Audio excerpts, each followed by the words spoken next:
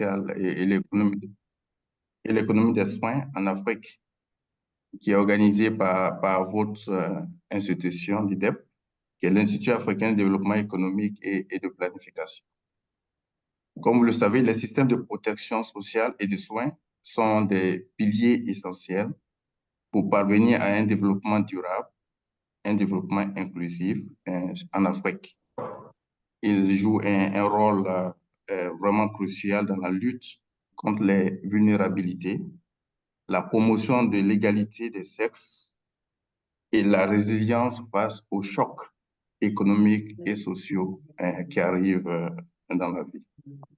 Ce cours fait partie d'un engagement de l'IDEP pour équiper les décideurs politiques, les praticiens et autres acteurs clés avec les connaissances et les outils nécessaires pour développer et mettre en œuvre des politiques sociales efficaces, durables et sensibles aux gens. Comme on le dit au niveau du système des Nations Unies, il ne faut laisser personne de côté. La formation, comme l'a dit Zainabou, a reçu un accueil très enthousiaste. Nous avons eu plus de 4 900 personnes intéressées, inscrites à la formation, qui viennent de milieux professionnels vraiment divers. Nous avons des directeurs généraux, nous avons des hauts fonctionnaires de nos administrations, nous avons également des représentants d'organisations régionales et internationales, nous avons des ONG, et des universitaires et des étudiants qui sont en finalisation en cours de leur doctorat ou du master. Cette diversité souligne l'importance des sujets que nous allons explorer pendant ces 4 semaines et offre une occasion unique d'apprentissage par les pairs et de collaboration. Vous allez voir également qu'il y aurait une opportunité donc d'avoir des communautés de pratique parce que notre ambition est de vous accompagner à réaliser, à mettre en place vraiment des politiques au niveau des différents États membres. I'm seeing that English is an issue.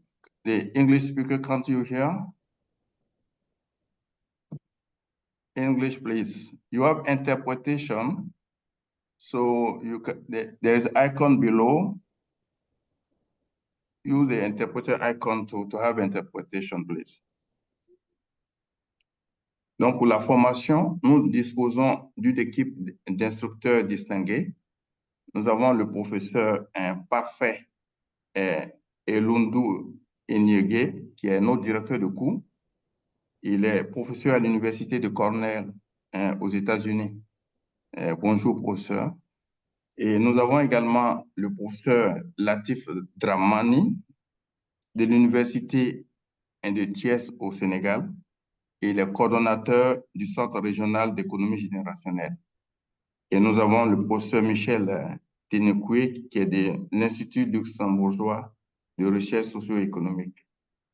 Donc, voilà l'équipe d'instructeurs que nous avons réunis pour vous.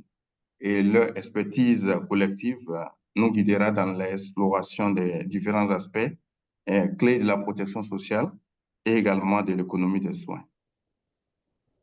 Et donc, nous allons certainement parler de la conception de politique, le financement, la mise en œuvre et le suivi et évaluation. À l'issue de la formation, je suis convaincu que vous aurez une compréhension plus approfondie des cas de protection sociale et des systèmes de soins et des outils pratiques pour élaborer et mettre en œuvre ces politiques. Je vous encourage donc à tous à participer activement, à engager des discussions et à saisir cette opportunité pour améliorer vos connaissances et contribuer au développement des systèmes de protection sociale. Et je souhaite à tout le monde une expérience d'apprentissage productive. Donc, je vois, je ne sais pas si l'interprétation, merci, nous allons commencer, mais avant de commencer, je donne la parole au professeur. J'ai vu dans le chat qu'il n'y avait pas d'interprétation en anglais. Est-ce le cas? Est-ce que vous nous entendez?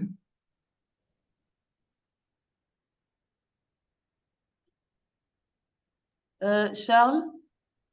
Oui, bonjour, Tu peux Monsieur vérifier, Saman. s'il te plaît? Hein? Monsieur Sanan, vous avez deux connexions là. Vous n'êtes pas sur le bon canal pour l'interprétation.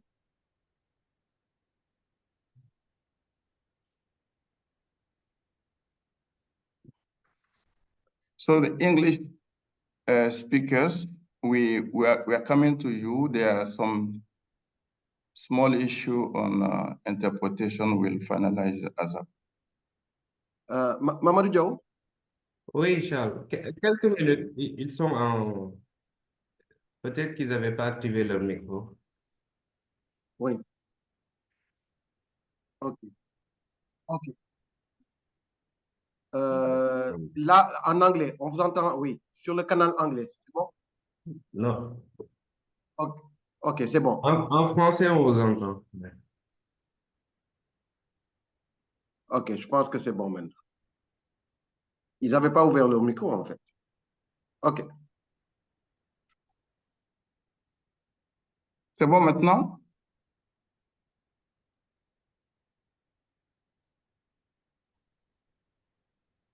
Oui, parfaitement, c'est bon. Okay, so we have to start now in English then. You know, we have some few issue on interpretation, so I have to welcome you in English now, you know, to this first live session of the training on social protection and care economy in Africa organized by IDEP. I was just saying that social protection and care are vital for achieving sustainable and inclusive development across the continent. The court is part of IDEP's commitment to equip policymakers, practitioners, and other stakeholders with the knowledge to develop and implement effective, sustainable, and gender-sensitive social protection policy. For this course, we are very happy that we have received almost 5,000 registered participants from diverse backgrounds, including directors, general, social, senior officials from member states. We also have a representative from regional and international organizations, NGOs, academia, and students. So welcome to you. So we have a distinguished team of instructors. We have our course director, who is Professor Parfait Elundu Eniege, who is a director and professor at Cornell University in the USA. We also have Professor Latif Draman, who is a professor of economics at University of Thiès in Senegal. He's a coordinator of the Center for Generational Economics based in Dakar. And we also have the Professor Michel Tenekwe. He's from the University Luxembourg Institute for Socioeconomic Research. So we bring this team of instructors so that the expertise will guide us in exploring, you know, all the aspects that are related to social protection and the care economy. And then we encourage you to actively participate, to engage in discussion, and see this opportunity, which is unique, to enhance your knowledge and contribute to the development of social protection across the continent. You know, this is, and I wish you a very insightful learning experience. So on this, we have spoken in both French and English, but you know, now the interpretation is correct, is working now. I will give the floor to Professor Parfait for his presentation. Thank you. Over to you, Prof. Thank you very much, Director. I'm so pleased to join you in this course.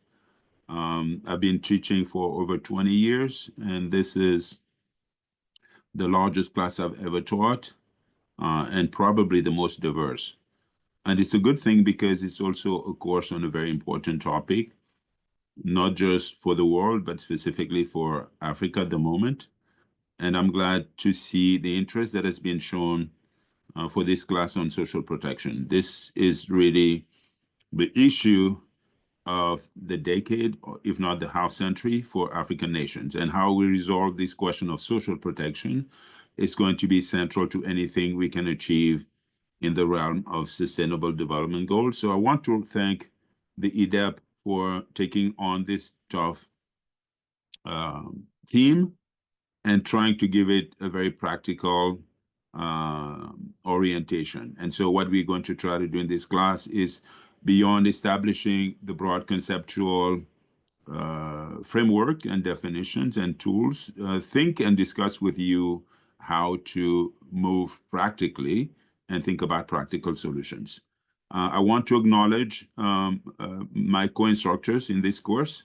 Director Dosso told you about their names, but what he didn't say is that these are colleagues that I respect. We have had an opportunity to work together on several projects, and we work in ways that are complementary. Dr. Latif is more of a macroeconomist. Dr. Teniko is more of a microeconomist, and I tend to be a demographer and sociologist. And so together, we bring complementary perspectives on this question. And we also bring a lot of experience doing research and a little bit of applied work on this theme. And so we look forward to working with you on this. Now, my understanding of the purpose of today's meeting is that it's a live session. It's not about repeating all of the material that you have seen already. You've had the PowerPoints, you've had the narratives, I presume, and you have, you will have, if you haven't already, the quizzes as well as some of references. So I'm not going to repeat. I just want to summarize and highlight what I think are the key things that we'd like for you to get from this first live session, which itself summarizes the first two modules. And the purpose of these modules is to just give you the big picture of the course, what we're going to cover, and then talk in some detail about what the first two modules. If you want to think about the big picture, it's just really summarized here. We have a list of 7 to 8 modules, but if you want to really understand these modules in a way that is more parsimonious and more synthetic, you can actually think of them as being clustered into pairs. The item number 1 and 2 are together. It's just the broad background and introduction. What is social protection? What is the care economy? And why do we need to care about it here and now? The next 2 modules are going to talk about the demand for social protection and why it is particularly acute and rising now. So assessing the demand and thinking about the mega trend and some of the shocks that recently have increased the demand for social protection throughout Africa. So first introduction, next the demand, and then next, the next 2 or 3 items are about the response to the demand, the supply. How do we respond to social protection? How do we meet the demand? And so we are going to look at a few case studies, how different countries in the world have sought to meet that demand for social protection. Impact evaluation is going to be about the tools that would let you know that indeed you are being effective in meeting that social protection. And then the final thing, which is really specific to this course, is try to see how we can kill 2 birds with 1 stone. We have 2 problems at the moment: the need to take care of social protection at the same time as we have a lot of youth unemployment. And so to what extent can we mobilize the youth and build and stimulate a care economy that is going to both address the need for social protection, and the need for employment. And then we are going to give you a conclusion. So this is the big picture of the course, what we are going to cover. The flavor and the pedagogy of that course, I think have been discussed in the PowerPoint that we sent to you. And we try to organize this summary, as you may have seen, around 3-4 basic questions. What is the course about? Why do we need it now? How the course is going to be taught, and who is involved. Just for repetition's sake, what is this course about? What we want this course to be is just a practical introduction to social protection and the care economy. The key word here is practical. We want to give you the tools, in addition to the conceptual foundation, of how to think about practical best policies to address social protection. It's an introduction, meaning that you're going to have resources. We're going to try as best to be available to the next question that you have, and hopefully you will do more work in that direction. Why do we have this course? And this is a point that we are going to develop in great length later, which is the reason why we have this is, at the moment, if you look at the balance between demand and supply, there's a tremendous imbalance at the moment, because on the one hand, you have a rising demand for social protection, and at the same time, you have an erosion of standard traditional mechanisms of social protection without a concurrent transition into modern systems of social protection. And so this is the imbalance that we need to resolve, and to resolve urgently, and to resolve efficiently. Then how? This course is what some of you may have heard about in terms of flipping the classroom. It's not just about lectures. You get acquainted with the material, and then you come and debate and ask questions. This way, when we have this conversation, we start from a platform where everybody has a minimal, the same basis of understanding, and we can just discuss a little bit more. And then who? We've talked about this already. 3 colleagues who know each other, who are complementary, who've worked a great deal on these questions, and who very much look forward to working with you on this course. And so the first thing that we do is basically by definitions. And so what is social protection, and what is the care economy? And the broad descriptions are given here. Social protection are policies and programs that are intentional to reduce the vulnerability of the most disadvantaged member of society, or some variation of this formula. I tend to think of social protection as protection of the people by the people, and basically society devising institutions to take care of its most vulnerable population. And what is the care economy is basically the economic response to that demand for social protection. It's a sector of the economy that is going to provide services, whether they are paid or unpaid, regardless of the motivations that are being put in place, to people who are going to be vulnerable. So this is basically the minimal definition that we start with. We want to stress from the get-go that social protection is essentially a shield away from economic vulnerability and social exclusion. So it's really protection against economic and social hardships, as opposed, or at least not primarily, against physical or threats of this nature. And so what is important about that social protection is, here we don't worry simply about people who are in absolute poverty. We are also interested in sense of relative deprivation, or people who are at the brink of poverty or the risk of being poor, as well as people who are not socially excluded. So it's a broader mandate than a mandate that would focus narrowly on absolute poverty. That's an important point to remember as far as thinking about social protection. As to the care economy, it's really about the demand and supply. When we are going to look at this, we're going to look at how we balance in an economy the demand for social protection on the one hand, and the supply of it. And when we discuss the supply, we are going to look at different motivations and incentives that are being used to encourage providers to provide social protection. And we are going to look at specific institutional mechanisms, whether they are formal or informal. But this basically, you want to think in terms of analysis of these two sides of the care economy and social protection, one being a demand and the other being a supply, right? Okay. Now, this brings us to the second piece of the introduction. Why do we need to worry about social protection in general? And why do we need to worry about social protection now in Africa at this particular juncture in time? And there are many, many arguments.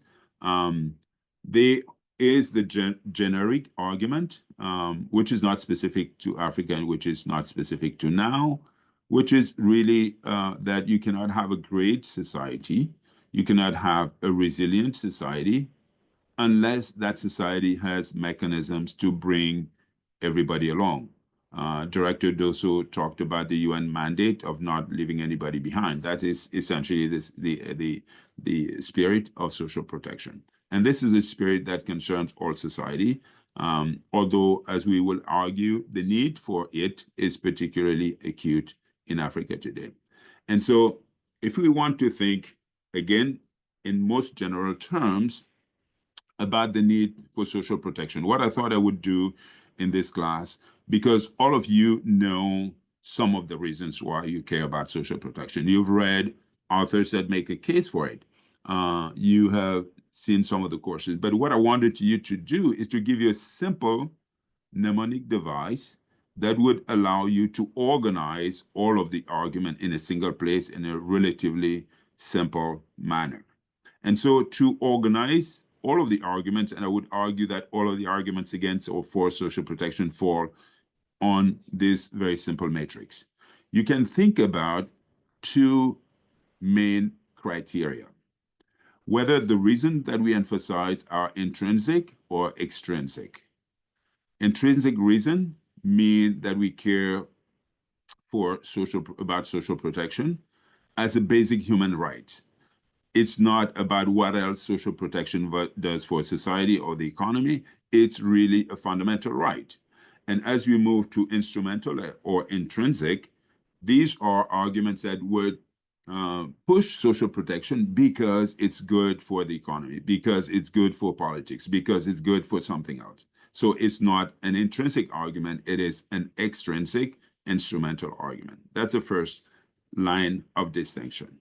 The second line of distinction that goes from, that is vertical, going from the bottom to the top, is the distinction between the micro benefits of social protection and then the macro or societal benefit. The micro tend to focus on the benefits that accrue to the specific individuals that receive social protection or that give to social protection. So essentially you focus on very small groups of people who are directly the recipients or the provider of social protection.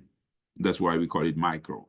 On the other hand, you have benefits that extend to the entire society, whether you specifically receive social protection or not. These are spillover benefits to the entire society. And so if you consider this two-dimensional matrix, all of the arguments that we're going to see fall on that sort of range. You move from the southwest to the northeast, and you're going to have argument that we would qualify, and the naming here is kind of mine, but I think it's not that different from what you'd find anywhere else.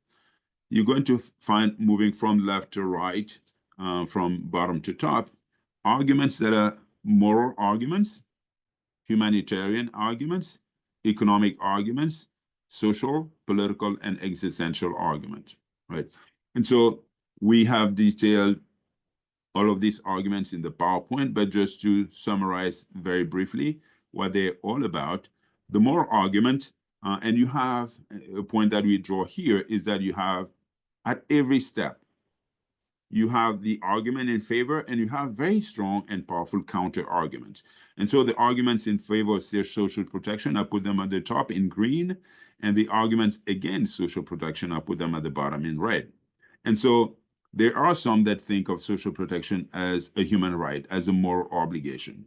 It's a human right because people are vulnerable because society makes them vulnerable. Because these people have been put in a situation where they are being exploited by other people where the fruits of their labor are not properly compensated. And so social protection is essentially reparation, it's restitution, it's giving back what people should not have lost in the first place. And the classic idea here is Robin Hood, who is robbing the rich to give to the poor, but in fact is not robbing the rich, it's just returning what the poor think is deservedly theirs, right? On the flip side of it, you have the moral hazard. In other words, social protection is morally wrong because it does not allow people to feel the weight of their consequences, and it shifts the burden of your consequences to somebody else. And so there is not something that you can defend on a moral grounds. Then the humanitarian arguments, as you've seen before, you have plus and minus. Even if you did not assume there's exploitation in the world, even if you assume that people who are poor or vulnerable put themselves in that position, it would still be a good thing if you want to be a humanitarian to assist them. And hence the notion of the Good Samaritan or other forms of assistance that society prescribes for its members.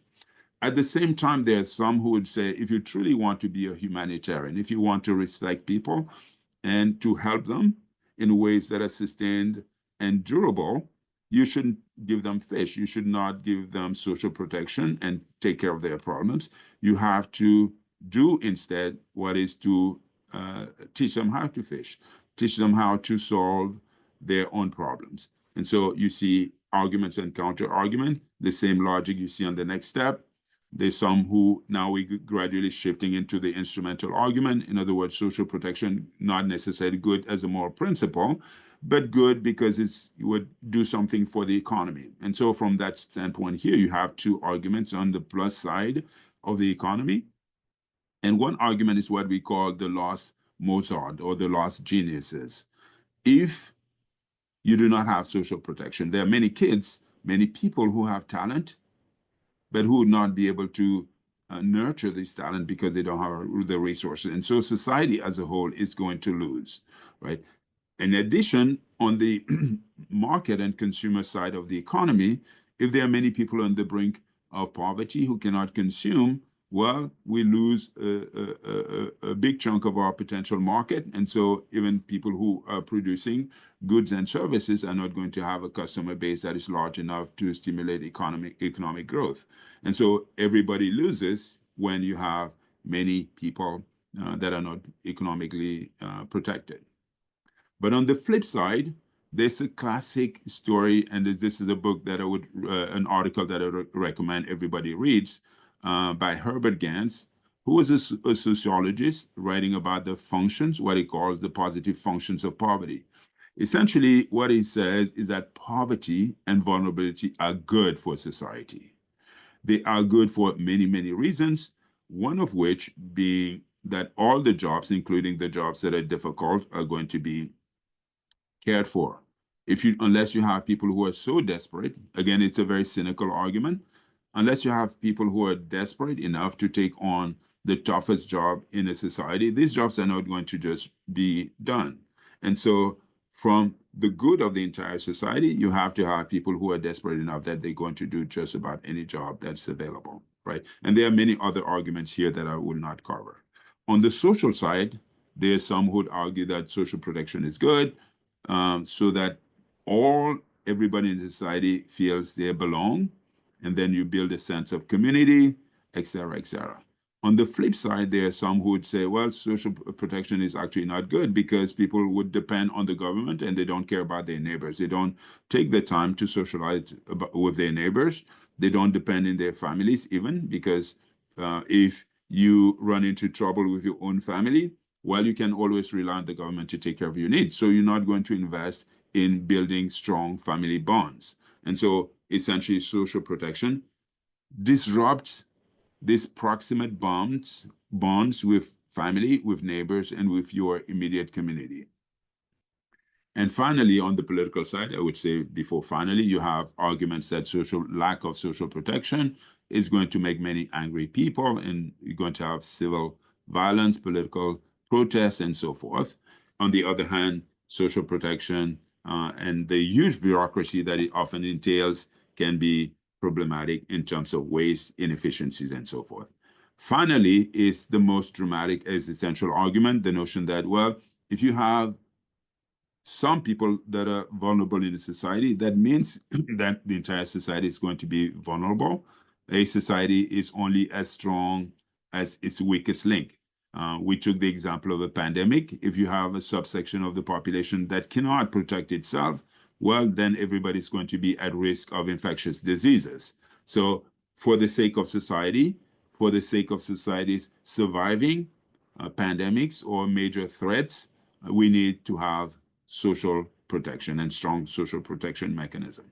And so just to summarize what these two PowerPoints said, if you want to take home a few messages beyond the introduction, one is that you have a lot of very strong arguments in the literature why social protection is needed.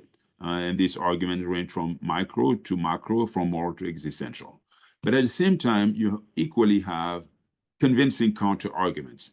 In this course, we may all believe that social protection is good. But unless you consider the counter-argument and you anticipate how people are going to resist, even if it's passively, you will not be able to run programs that are going to be embraced and effectively implemented by everybody. So you have to consider the counter-argument and how to rebut these counter-arguments before you can implement effective policies. And so what we need to do, given that you have this sort of strong arguments and strong counter-arguments, is really acknowledge, first of all, this tension, and it's this tension that you find in the field of development, broadly speaking, is this tension that you feel between just caring for economic growth versus caring about equality, caring about competition, but also cooperation and bringing those who stay behind, caring about the economy only versus social relationship, thinking about people's results and outcome in life being the result of individual responsibility versus structural constraints, et cetera, et cetera. So that tension exists in the literature. So keep that in mind, right? The need, those who favor versus those who oppose social protection are part of the broader debate that you find across many themes in economics and in development scholarship. And so through the course, and especially as we make the case for social protection, the idea is not to say that we are going to have an uncritical embrace of social protection or an uncritical rejection of it. What we will need to do, and what we're going to try to think about constantly, is to identify when, how, who, how much, etc., in terms of implementing social protection. What are the groups that we should target? What are the circumstances under which social protection is most warranted? How long should we extend that social protection? How much in terms of resources and the terms, should we make it conditional or not conditional? These are the questions that we need to address as opposed to a black and white conversation. And so I'm going to just stop here and return the floor to Director Dosu. Thank you very much, Prof, for summarizing the two modules that are in the course that we have to discuss this week. I think the summary is clear enough, and then now is the turn to the participants to ask clarification. If you have a clarification, please raise your hands, and then we'll address the issue.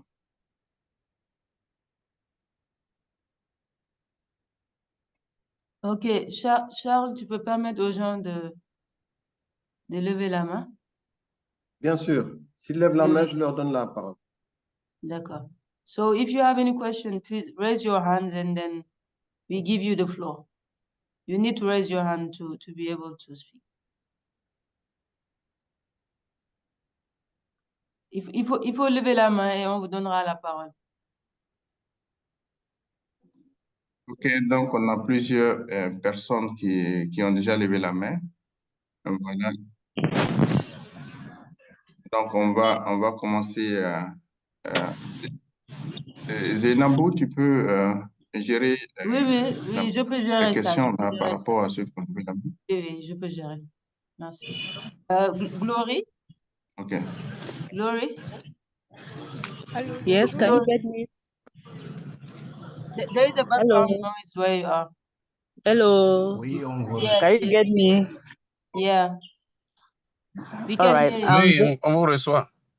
All right. Thank you so much. And it was a wonderful presentation, a wonderful course. I'm happy. And I have a worry. Can we say social protection is another form of positive discrimination? And because even in vulnerability, there is still vulnerability in vulnerability. How do we do to make in such a way that the social protection does not render some other people meet all the needs and does not render some other people even more vulnerable? That's it. Okay, That's thank you, a bit Glory. of my That question. Yes. was really interesting. Uh-huh. Charles, il y a Thank quelqu'un you. d'autre? Thank you, Glory, for your contribution. Charles, j'arrive pas à voir les mains.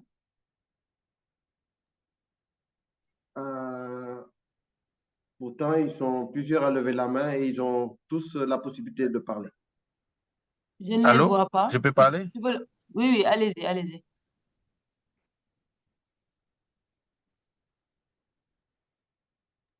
Allez-y. OK.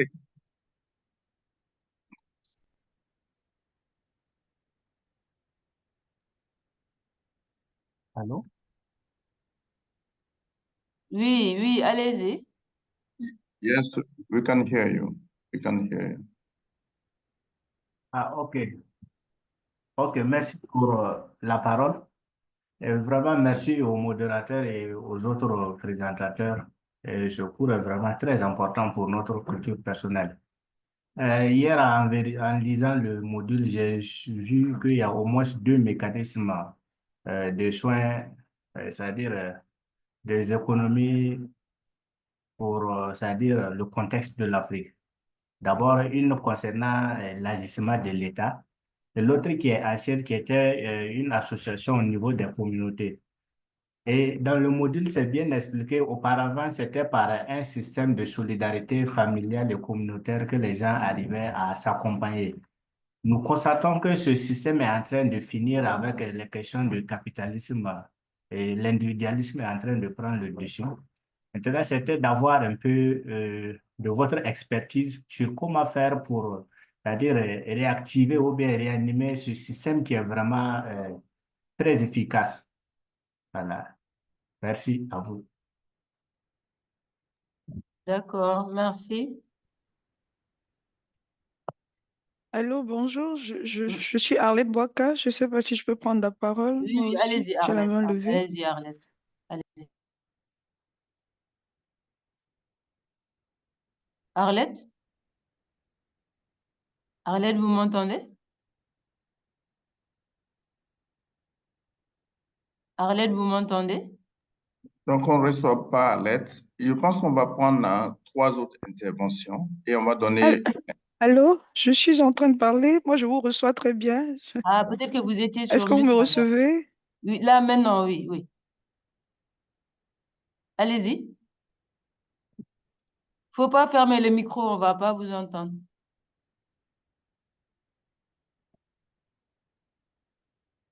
Bon. Bien, on va passer à Arlette, vous allez revenir. On va passer à Adjiran Eli. Dommage. Adjiran Eli, Arlette, vous allez revenir tout à l'heure parce qu'on a des problèmes avec votre micro.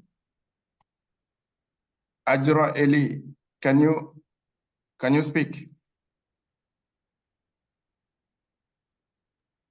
Bonjour à tous, bonjour professeur, bonjour chers tous. Merci véritablement pour cette marque de formation. Moi, je n'ai pas de questions, si ce n'est qu'une gratitude, un remerciement pour la clarté de l'exposé. Mais chercher à comprendre aussi entre la protection sociale et l'économie en Afrique, quel peut être l'impact et le juste milieu pour que véritablement cette équité tant recherchée soit véritablement adoptée. C'est tout. Merci beaucoup. OK, merci. On peut demander à Arlette si vous avez, si votre micro est fixé. Vous pouvez prendre la parole maintenant, Arlette. Oui, je vous entends très bien. Est-ce que vous m'entendez? On vous entend maintenant, allez-y.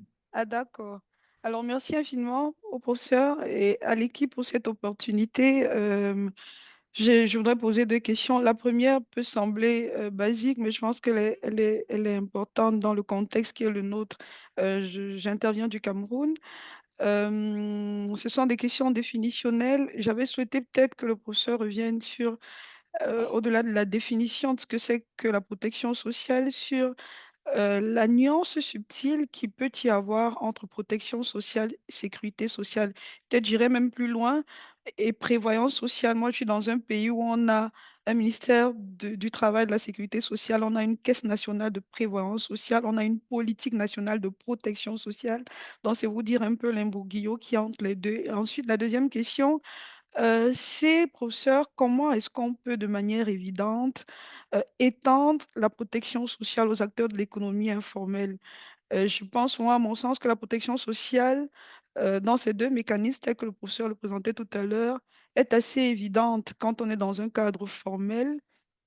Mais le véritable challenge en Afrique, où l'économie informelle enveloppe en moyenne plus de 90% du marché et à la fois du travail et même de l'économie sociale. Comment est-ce qu'on fait pour étendre de manière effective la protection sociale à ces acteurs? Et enfin, j'avais une petite confusion puisque j'ai mené un projet sur l'économie des soins en rapport avec le travail domestique. Et je voulais savoir si l'économie des soins dont il est question ici en lien avec la protection sociale se rapporte à la même économie des soins qui intervient quand on parle des soins à la personne. Merci. Merci. Je pense qu'on peut donner la parole au prof pour réagir. Et je vois que le professeur Latif également est là, qui est en termes d'économie des soins. Donc, je laisse d'abord la parole au prof parfait, parfait, si vous m'entendez. Vous pouvez réagir aux questions qui ont été posées. Oui, merci. C'est toutes d'excellentes questions. Je pense que nous avons la possibilité, elles se complètent bien,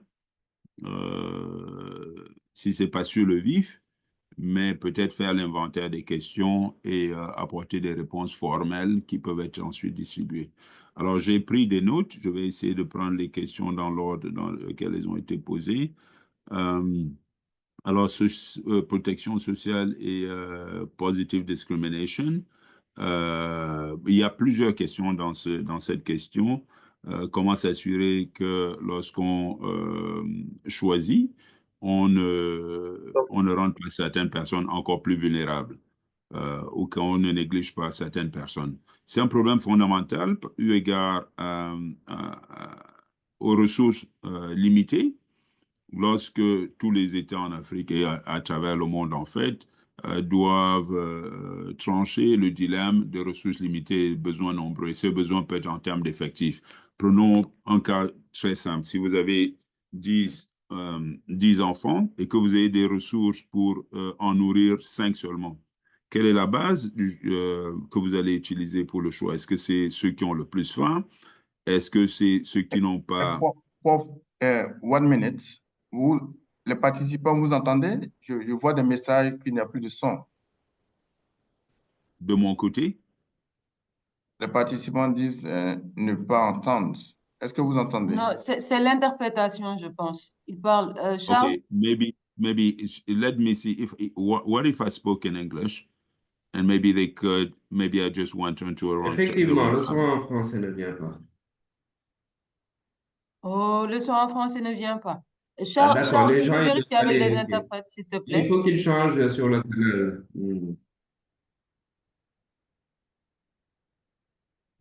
Oui, Sorry? go. OK. Bakary, Okay, il faut que les participants aillent sur le canal 0, c'est-à-dire audio principal, oui. Mhm. Et en ce qui me... how about me? Should I just speak in English or Prof, may I speak? Oui. Prof, please respond to the question asked in English. OK. Eh. OK. Voilà. Donc, la première question était en français. Comment ne pas rendre... C'était en anglais. C'était en anglais. Ah bon? Oui. Positive discrimination. Okay. So Yeah. how do you guarantee that you do not render some people even more vulnerable? And so it's a classic choice of choosing amongst a larger demand than you have resources for.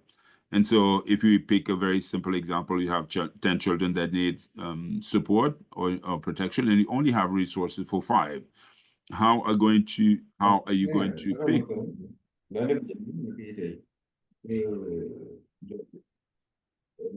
Hello? I can hear an echo.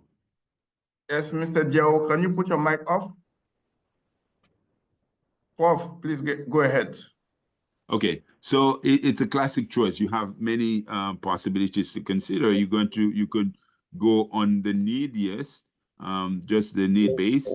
You can take those who are close to the brink, those who can be most easily supported, and if they are supported, they're going to durably stay out of poverty and maybe generate a spillover effect. And so this is going to be the efficiency criterion.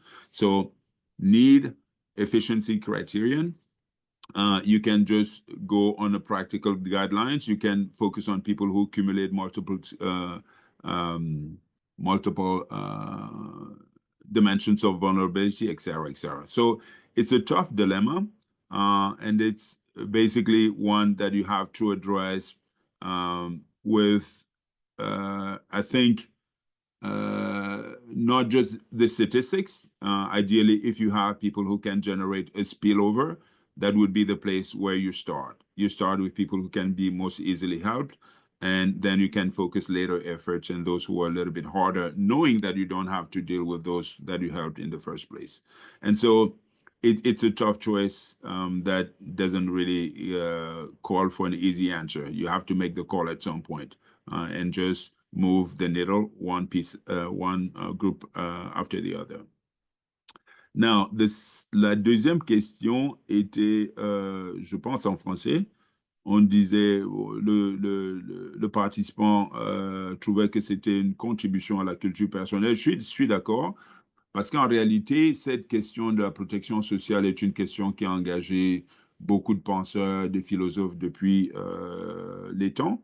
Et ce qu'il serait possible, c'est véritablement de faire une ligne historique où on voit à travers l'histoire quels ont été les grands penseurs et quelle a été leur position vis-à-vis de cette question. Ça, ce serait effectivement une contribution utile pour qu'on voit que ce débat a engagé beaucoup de philosophes, beaucoup d'économistes dans le temps, beaucoup de sociologues avec des contributions importantes, quoi. Donc, c'est sur le plan de la culture générale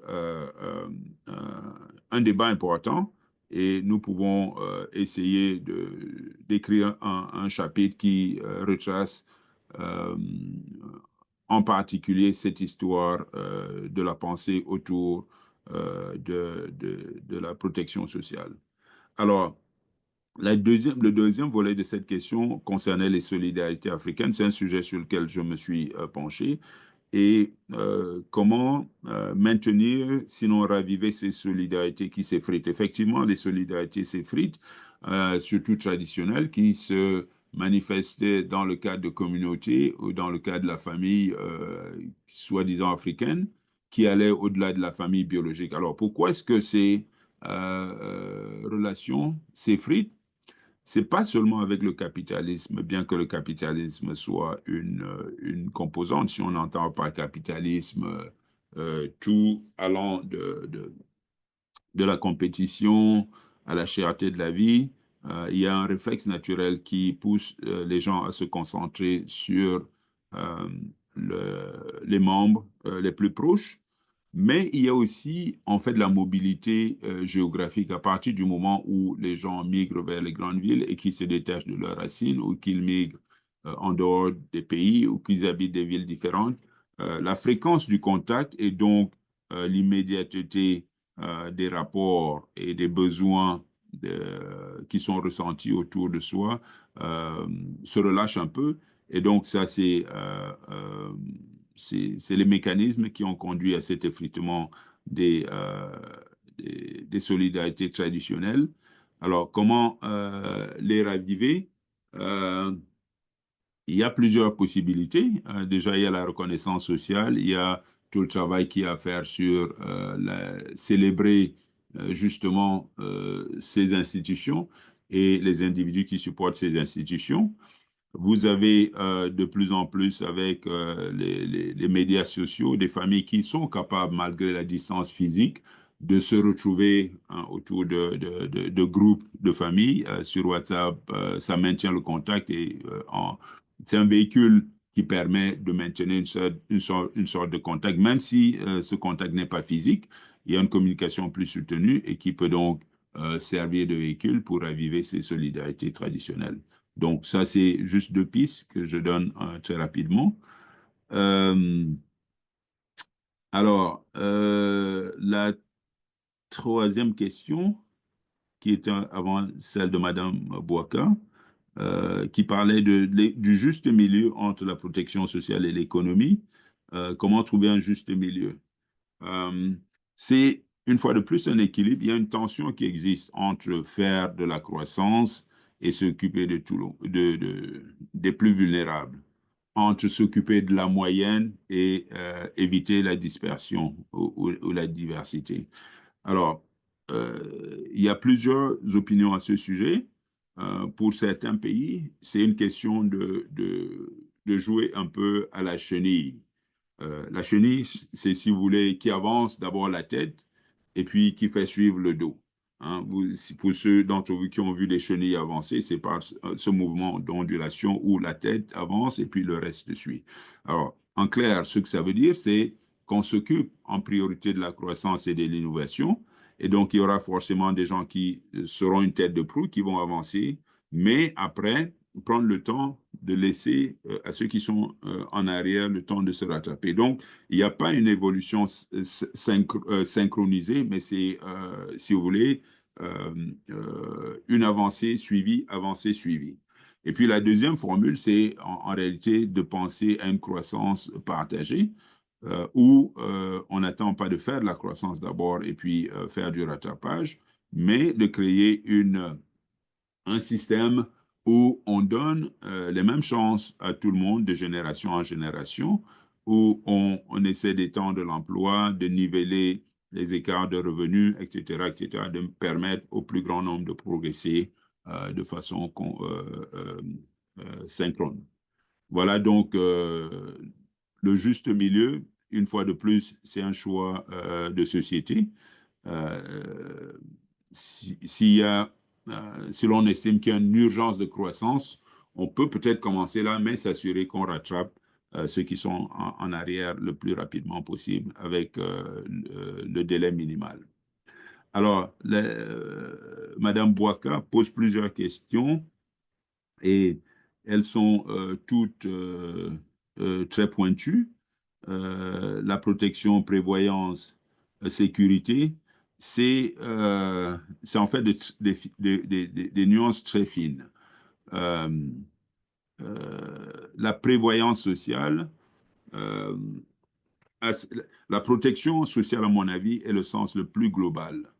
La question de sécurité sociale va au-delà et de prévoyance va au-delà de l'immédiateté de la vulnérabilité. Si vous êtes pauvre aujourd'hui, vous tombez sous le cercle de la protection sociale en général. Mais la prévoyance sociale, c'est un peu anticiper les besoins de protection à venir, même s'ils ne sont pas encore présents. Donc, c'est un standard plus ambitieux.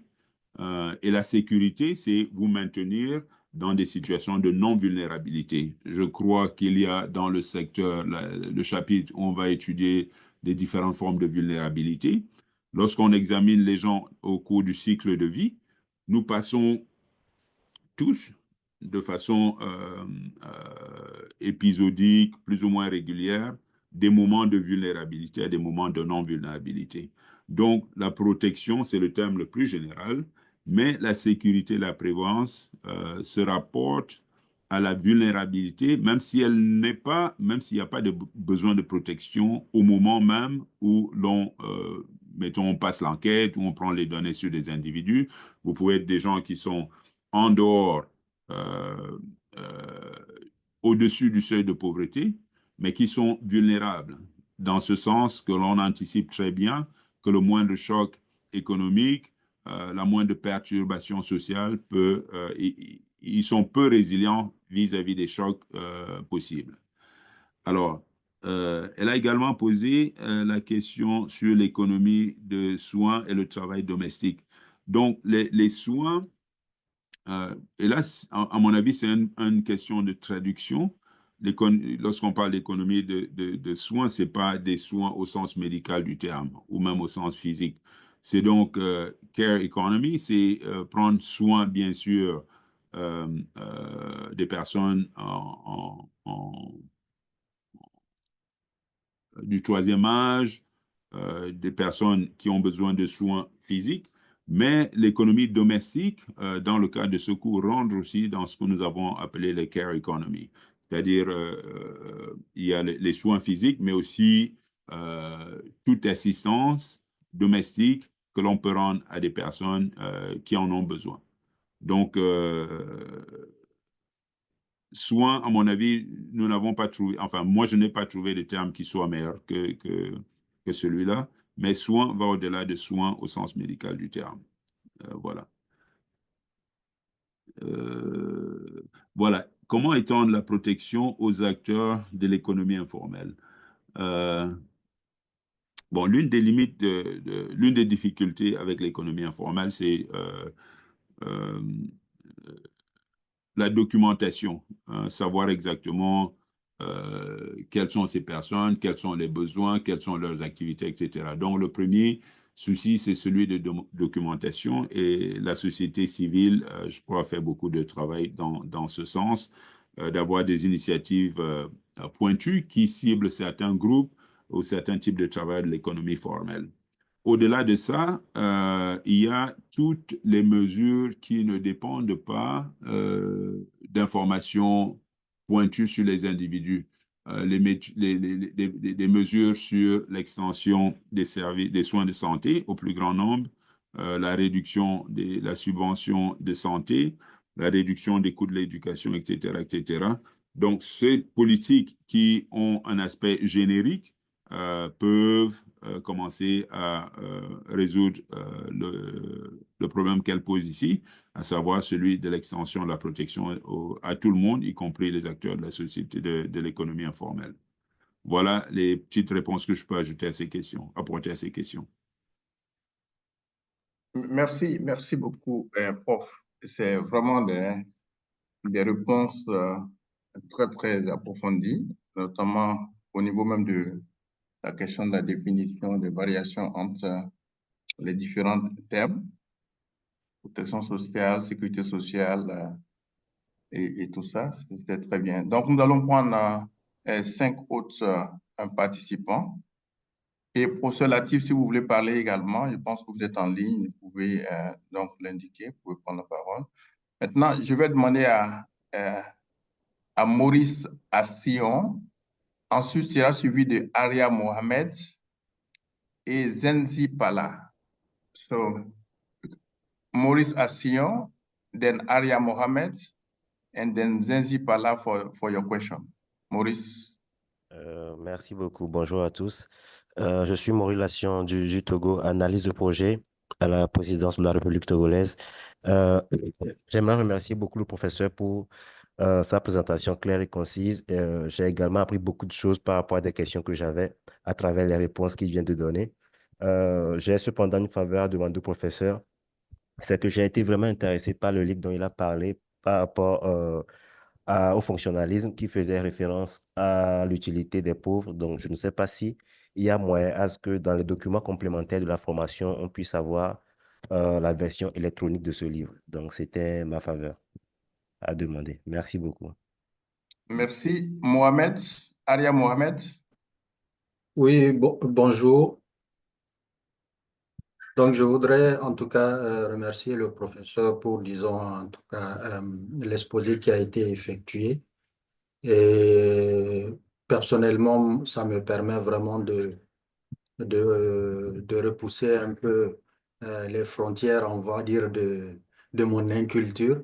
Et sur ce, je vais aller aux questions parce que il a, dans le contexte qui a été évoqué dans le document, on en a un peu parlé également ici.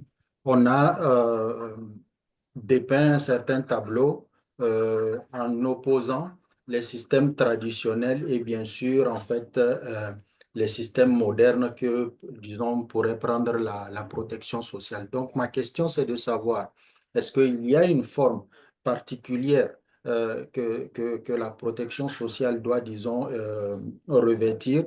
Et si j'espère que non, et donc sinon, est-ce qu'on pourrait, disons, en tout cas, renforcer les systèmes traditionnels existants pour, disons, assurer quand même une, disons, une protection sociale universelle.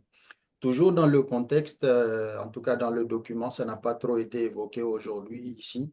Le tableau qui est fait de l'Afrique, c'est pas très reluisant. Je voudrais savoir un peu, est-ce qu'il y a quand même, malgré tout cela, il y a quand même des cas de pays qui, disons, sortent quand même leur épingle du jeu en termes d'atteinte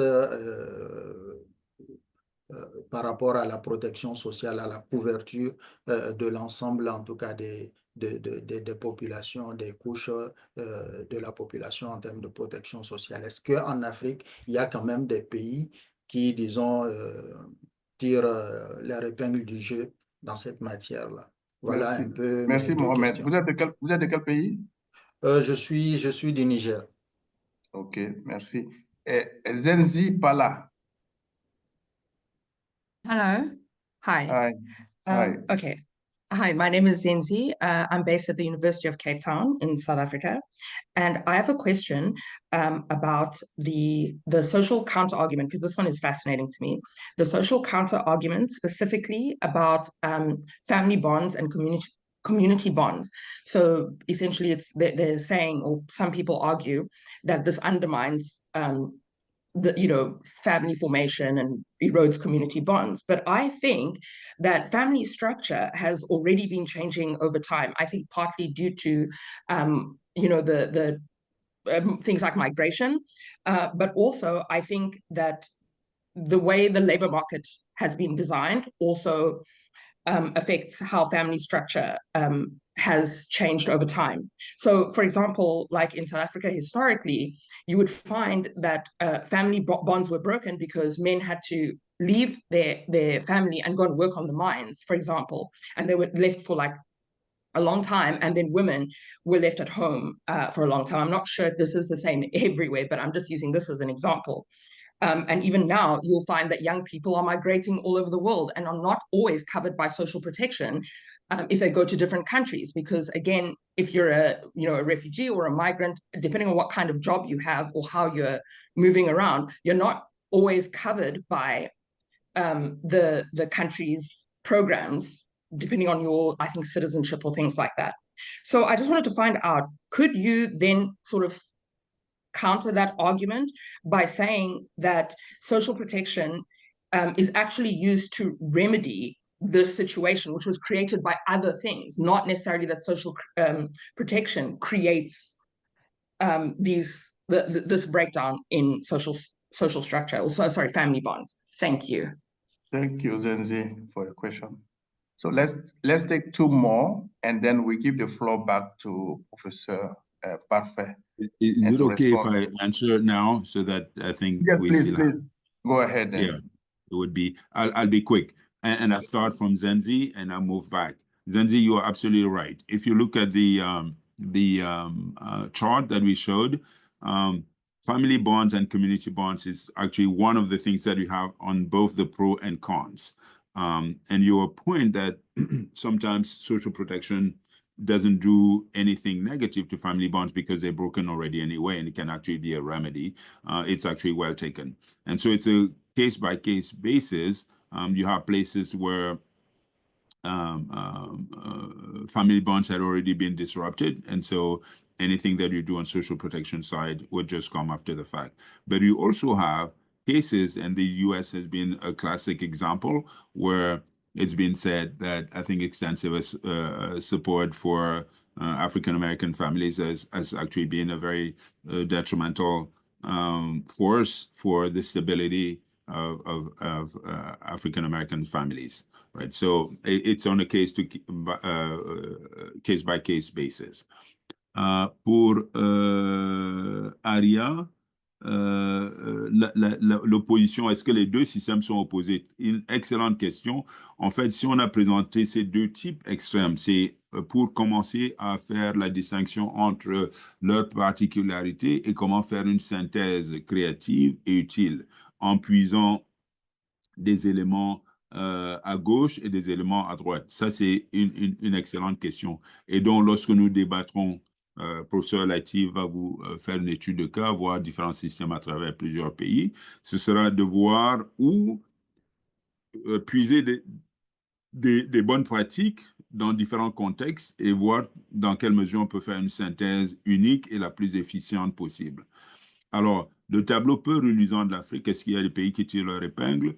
Dans un des modules, et nous pouvons renforcer ceci si cela est utile, je ne sais pas sous quelle forme nous allons discuter avec Zen. Est-ce qu'on peut faire tous ces retours dans un document qui puisse être partagé aussi? Quel retour? Nous aurons donné des sources de données où on peut effectivement faire le point sur les niveaux d'inégalité en Afrique, dans les pays africains. Le pays des Zenzi, c'est le pays qui malheureusement en ce moment la palme d'or en termes d'inégalité, mais vous avez d'autres pays comme l'Angola, la Zambie. La plupart, pour l'instant, c'est surtout en Afrique australe, mais l'inégalité est aussi en train de monter vers l'Afrique centrale et donc les niveaux ne sont pas les mêmes. À côté de ça, on peut regarder l'investissement public, les subventions, etc., qui vous donnent aussi une idée de la prédisposition de l'État. Et ces statistiques sont compilées et sont facilement accessibles. Et nous avons donné des indications dans un des modules sur comment avoir accès à ces statistiques. Il y a également une étude que j'ai réalisée personnellement qui essaie de faire une projection vers l'avant des pays qui, même s'ils ne sont pas, ils n'ont pas de fortes inégalités, même s'il n'y a pas de grand niveau de vulnérabilité, ont un momentum dans une direction négative. Donc, toutes ces statistiques, effectivement, varient d'un pays à l'autre. La toute première question du Togo, c'est sur le fonctionnalisme. Effectivement, il y a un document et c'est un article qui a généré beaucoup de débats parce qu'il était assez dur, assez cynique, et je comprends tout à fait votre intérêt sur cet article. Il va être mis à votre disposition. Je prends une note. Et dans la mesure du possible, si je peux aussi réunir des critiques ou des discussions qui ont suivi l'apparition de cet article, ce sera également édifiant. Voilà. Merci beaucoup, Paul. Je pense que c'est très clair. Je vois encore la main de Adjira Eli. Donc, nous allons prendre 3 questions. Soyez brefs parce qu'il y a au moins 11 questions. Nous avons 45 minutes pour clore. Donc, soyez brefs. Nous avons, OK, la question Lucas Innocent Boti, ensuite Sanya Omar et Bamba Varsinze. Oui, merci infiniment, merci beaucoup. Je vais parler en français. Je suis Lucas Boti, actuaire de la Caisse nationale de prévoyance sociale au niveau de la Côte d'Ivoire. Je dirais rapidement une question, mais qui est vraiment plus centrée sur la question de l'économie du soin. Parce que, effectivement, je dis, nous qui avons une vue relativement holistique de ces sujets-là, je n'ai pas vraiment perçu, effectivement, je dirais, ce qui était entendu par l'économie du soin. Et l'autre point que en tout cas, qui me vient à l'esprit, c'est qu'aujourd'hui, dans nos différents pays, il y a, je dirais, des mécanismes de couverture maladie universelle qui sont mis en œuvre. Est-ce que le cours va adresser cette question-là principalement? Et lorsque j'essaie effectivement de me mettre dans les pas de la dame d'Afrique du Sud qui a parlé de tout ce qui concernait effectivement la migration, je veux savoir effectivement si la question migratoire, c'est-à-dire, on peut le voir, hein, tout ce qui concerne les professionnels de la santé ou les professionnels des soins à la personne qui vont vers des pays occidentaux qui ont des systèmes relativement plus développés que les nôtres. Est-ce que ces questions-là seront vraiment soulevées dans le cas de ce cours? Et ou bien encore, c'est de voir de façon, je dirais, en termes de résumé, pour pouvoir nous faire le lien entre le mécanisme de la protection sociale, le mécanisme de la sécurité sociale et ensuite l'économie des soins proprement dit, pour qu'on puisse comprendre un peu ce qui est intégré dans le mécanisme de l'économie des soins. Merci beaucoup. Merci. Est-ce que vous pouvez revenir? Je n'ai pas bien suivi la question relative à la migration. Oui, donc par rapport à la migration, professeur, aujourd'hui, force est de constater que la plupart de on va dire nos forces travaillantes dans le secteur de la santé ou le secteur des soins se retrouvent effectivement à aller vers les pays occidentaux qui ont des mécanismes plus développés, hein, en ce qui concerne la protection sociale. Donc, je veux savoir, est-ce que c'est ce même mécanisme-là, je ne veux pas dire, c'est ce même développement interne au niveau de l'Afrique par rapport à la protection sociale qui va permettre plus ou moins.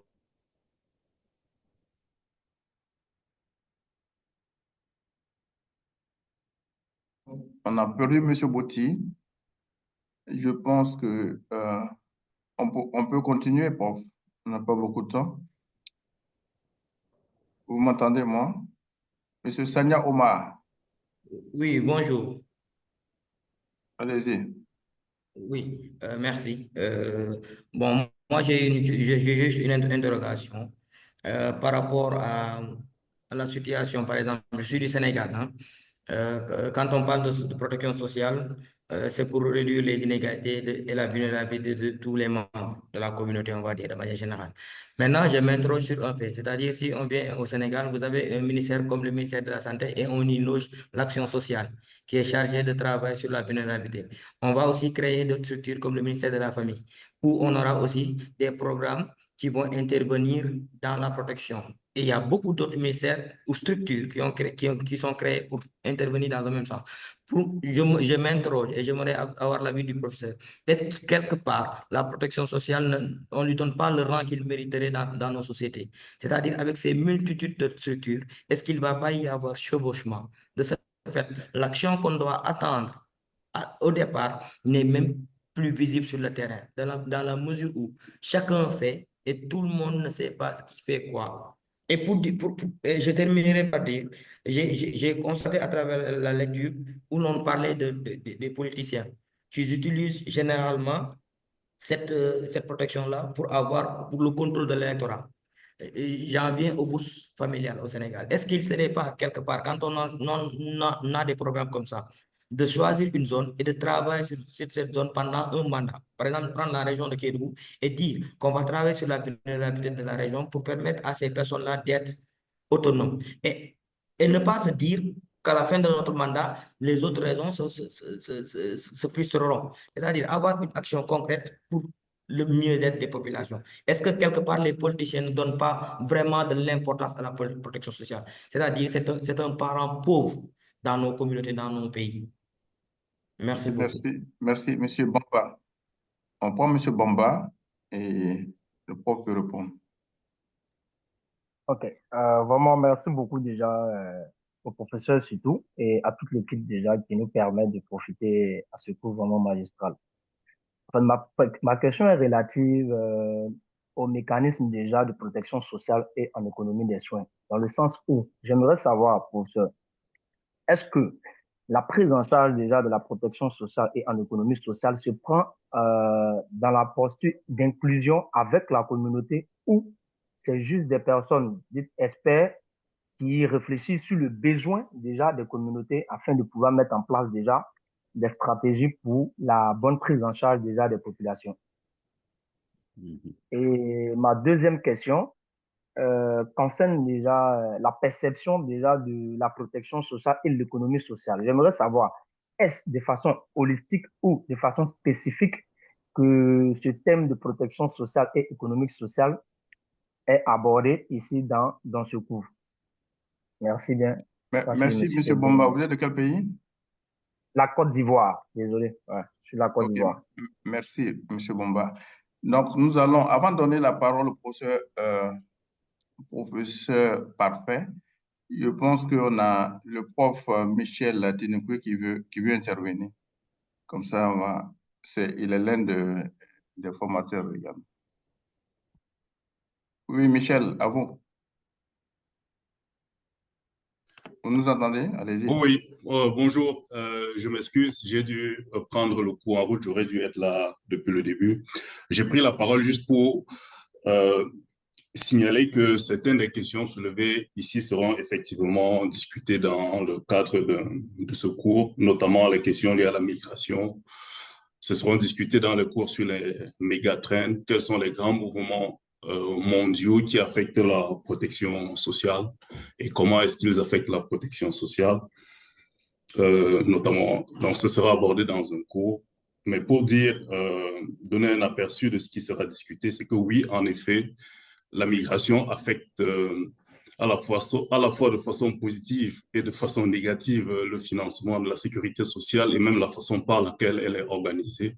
Tout dépend maintenant de la situation spécifique de chaque pays. Nous évoquerons quelques critères dans le cadre de ce module-là du cours. Tout comme la question qui vient d'être évoquée ici sur le rôle des communautés. Ceci fait partie de comment est-ce qu'au niveau institutionnel, la sécurité sociale est mise en place dans un pays. Il y a le rôle des communautés, il y a le rôle des gouvernements, et comment est-ce qu'on clarifie le rôle de chacun des acteurs.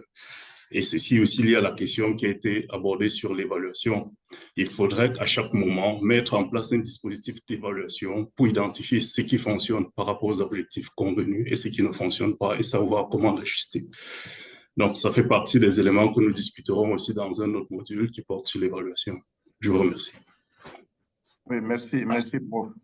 Voilà, donc je laisse Parfait. Donc, la question sur la migration a été abordée par Michel, mais bon, allez-y. Oui, je peux juste ajouter un élément dessus. C'est une très, très belle réponse et la question était aussi très pointue. En fait, ce que je verrais, c'est peut-être reprendre ces questions lorsque nous allons discuter vers la conclusion des bonnes pratiques, poser toutes ces questions et faire des essais de réponse. La question de M. Lucas, effectivement, est-ce que, pour reprendre un peu ce que Michel disait, la migration, est-ce que c'est une valve de sécurité qui permet, si vous voulez, d'éponger ou d'outsourcer quelques-uns de nos problèmes, ou alors c'est un phénomène qui, au niveau de l'Afrique, aggrave la situation de protection sociale. Et donc, c'est l'un et l'autre à la fois. Mais la question mérite d'être posée et de prendre au cas par cas la mesure dans laquelle l'immigration aggrave le problème ou alors peuvent être un exutoire.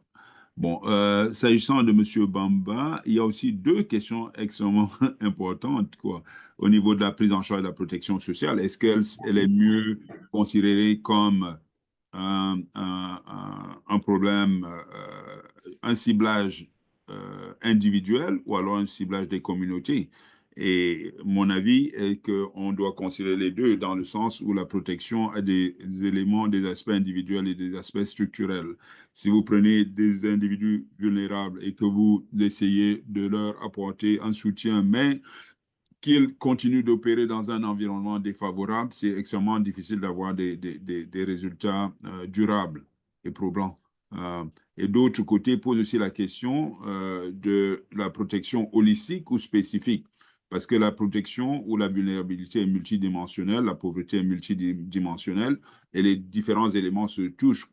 La vulnérabilité au niveau de la santé a aussi des rapports avec la vulnérabilité au niveau des revenus, au niveau alimentaire, etc. Et donc, il faut étudier toutes ces synergies et voir comment les considérer de façon holistique.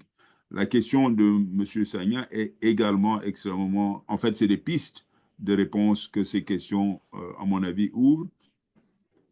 Est-ce que l'émiettement de l'action sociale à travers plusieurs ministères, est-ce que c'est une reconnaissance de l'importance de la protection sociale, ou alors au contraire, comme le suggère M. Sagna, c'est que la protection sociale est le parent pauvre dans l'action gouvernementale?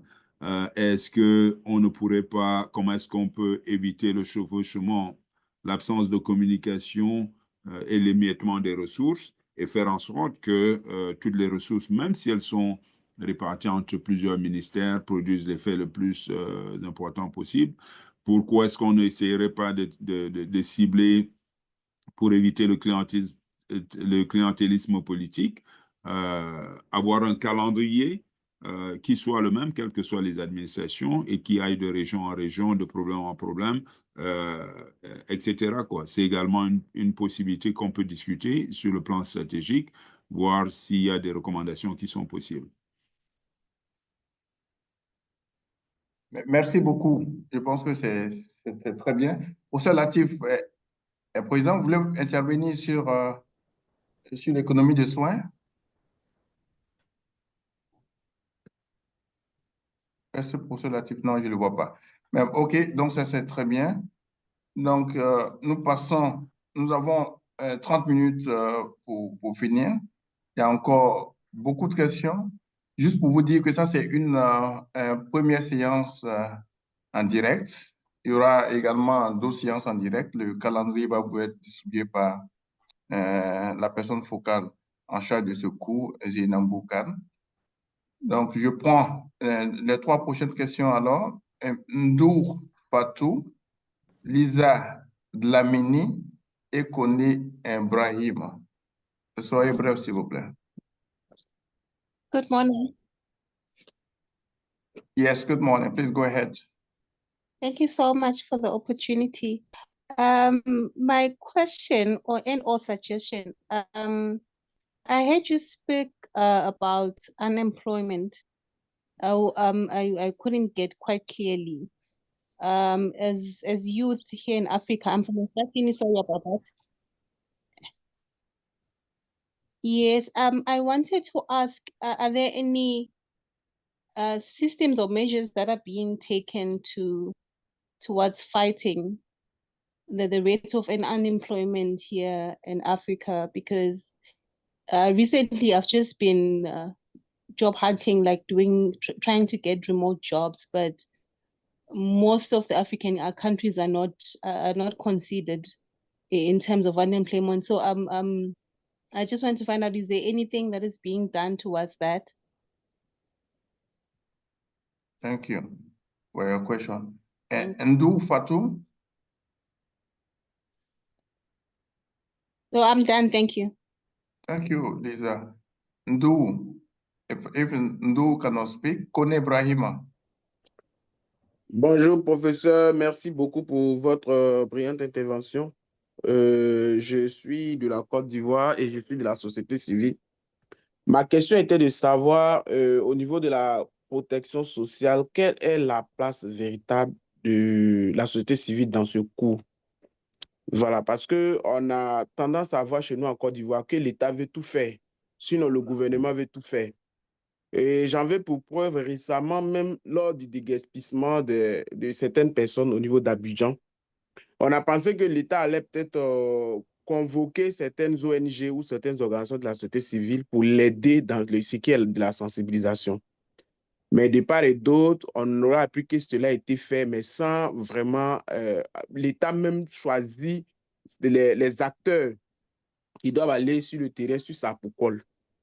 Donc, je voudrais savoir, pour vraiment ce cours qui est holistique et qui met en synergie plusieurs thématiques, notamment la prévoyance, la sécurité sociale et bien évidemment la protection sociale elle-même, quel est le rôle de la société civile dans la mise en œuvre de cette thématique? Merci.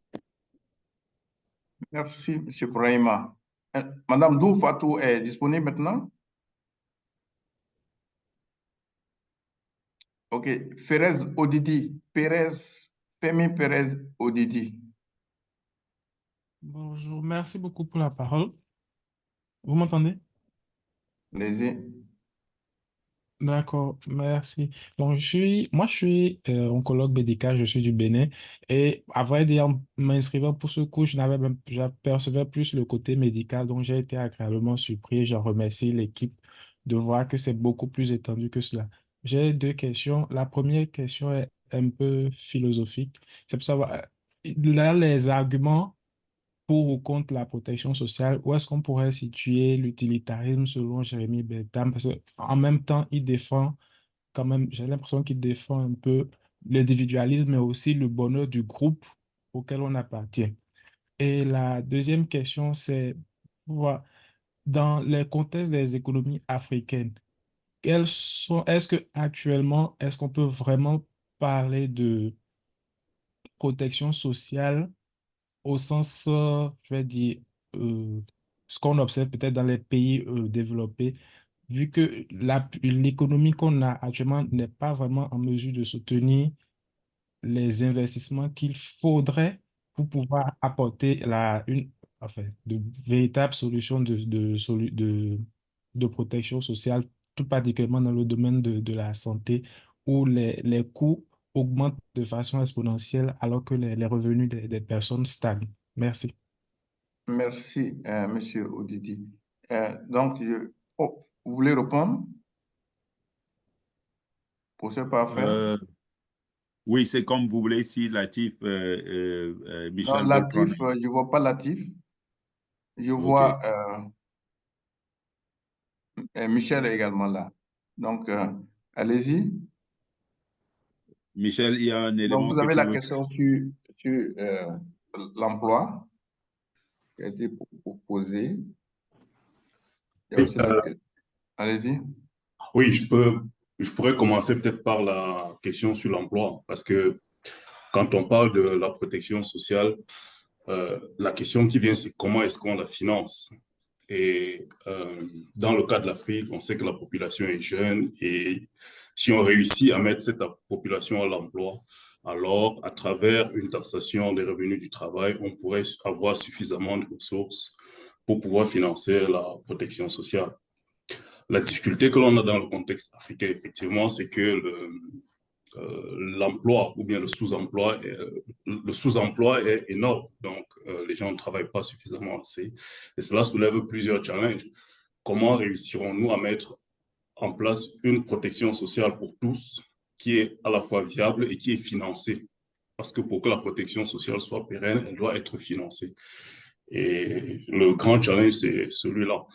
Donc, il faudra qu'on réussisse à mettre davantage la jeunesse au travail, qu'on trouve les moyens pour qu'elle travaille, pour pouvoir dégager une taxation des revenus de l'emploi qui permet de fixer, de financer la protection sociale. J'insiste sur le travail au niveau local ou bien le travail des personnes physiques parce que ce sont par exemple des revenus qui ne peuvent pas échapper à l'imposition. Donc, il n'y a pas une évaluation fiscale lorsqu'on prélève l'impôt sur le revenu du travail, surtout notamment pour le travail formel. Une des difficultés aussi, c'est le travail informel et comment est-ce qu'on prélève les revenus. D'ailleurs, il y a eu une question sur ça, sur qu'est-ce qu'on fait de l'informalité. Mais nous en discuterons encore peut-être plus tard. Et d'ailleurs, le professeur nous a donné quelques indications là-dessus. La question du financement de la protection sociale dans le cas africain est très importante. Elle est, quand on regarde en termes de ratio du PIB, elle est faible par rapport à ce qu'on observe dans les pays développés. Mais elle existe. La question, c'est est-ce qu'on l'utilise efficacement et est-ce qu'on a quelques exemples où c'est efficacement utilisé? La personne qui a posé la question est dans le domaine de la santé. Il y a des initiatives qui concernent la couverture santé universelle dans plusieurs pays. Le financement n'est pas garanti, mais même dans des pays où c'est sous-financé, on se rend compte quand même que l'efficacité est plus importante dans certains pays que dans d'autres. Et ceci amène à la question de comment plusieurs pays, même si les financements sont faibles, ils réussissent à en tirer le maximum. Toute la question de l'efficience, de comment est-ce qu'on utilise les ressources. Vous connaissez bien les pays où le programme de santé universelle fonctionne bien et on connaît aussi quelques pays où, à la suite du Covid, lorsqu'on a voulu apporter un soutien aux personnes vulnérables, là, il s'agissait d'une aide partagée sur quelques critères. On a vu comment Internet a facilité, Orange Money ou bien le financement mobile ont facilité la distribution. Et que dans d'autres pays, bien que cela existait, ils n'ont pas utilisé ces réseaux. Donc la question, c'est le problème, ou bien le challenge pour l'Afrique, c'est bien que les ressources sont faibles, comment déjà les utiliser de la façon la plus efficace possible. Il y a quelques exemples positifs desquels on doit s'inspirer. C'est ce que je voudrais dire. Merci, c'est très bien. Donc, parfait. Donc, il y a eu la question également sur l'implication de la société civile. Oui, l'implication de la société civile, quel est le rôle tel que la question a été posée, mais on pourrait aussi dire quel devrait être le rôle de la société civile. Dans les sections où nous allons discuter des mécanismes d'intervention, il y a effectivement lieu de considérer 3 ou 4 mécanismes possibles. Le privé, l'État, la société civile et même le privé en tant que famille, raviver les mécanismes qui s'articulent autour de la famille. Donc, les avantages de la société civile par rapport, par exemple, au marché ou à l'État sont nombreux. Et je pense que réellement, l'un des points forts de la société civile, c'est effectivement cette couverture, cette protection sociale et surtout de certaines cibles qui ont tendance à être marginalisées, les personnes vivant avec des handicaps, certains groupes qui sont, même s'ils sont démographiquement peu représentés, ont des besoins spéciaux. Et donc, à mon avis, la société civile devrait être mobilisée et financée pour avoir la couverture la plus flexible, la plus ciblée de tous les groupes, surtout, une fois de plus, ceux qui tendent à être laissés pour compte. Donc ça, c'est ma question à la société civile. For Lisa, what are the measures to fight employment? I really feel for you, and your plight is the plight of many young Africans who are really trying to make their mark and try to get a foothold in the economy. But the answer that I can give is sort of the big picture. It's not very concrete in terms of places or specific organizations or lines of work. I think my answer is at 3 levels. The first is really the need for African societies to realize that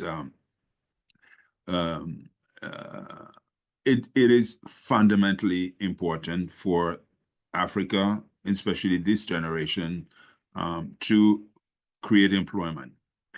This is a unique generation because of its size. This is the largest generation that we're going to have for the long time because of demographic transformation. And so what happens to this generation in terms of its labor force participation, in terms of its investment that it can be, they can mobilize, is going to be decisive for the future of the continent. So it's really an imperative economically. It's also an imperative from a political standpoint. You can't durably afford to have such a large, highly educated cluster of youth that are unemployed.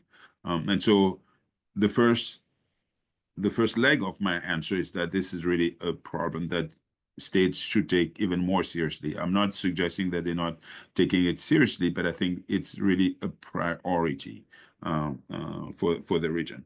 And so standard measures that are often taken to try to address this problem are basically either increase recruitment in public administration or design public works that are going to provide temporary employment for large groups of people, even if these are not necessarily the most educated. You can have subsidies to employers and to encourage them to hire more people, but you have to think about how you design this so that it doesn't displace people who were working already, or it does not really serve as a substitute for people who would have been hired anyway.